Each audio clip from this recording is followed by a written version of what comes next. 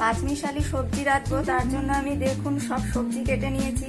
আলু, কুমড়ো, শিম, গাজর আছে এখানে, আর আছে রাঙা আলু, আর আছে বিন।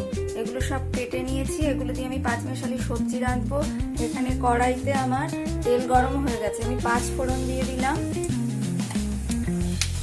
ফোড়নটা একটু ভাজা ভাজা হয়ে গেলে সবজিগুলো আমি দিয়ে নুন, হলুদ, মিষ্টি দিয়ে নাড়াচাড়া করে নেবো।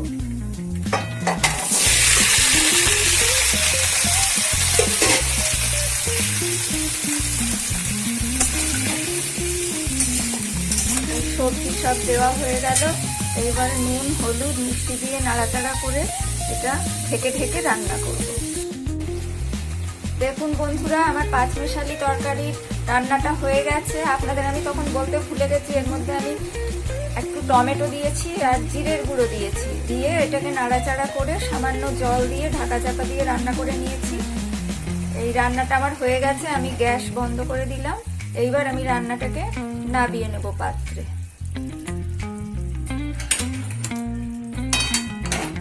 দেখুন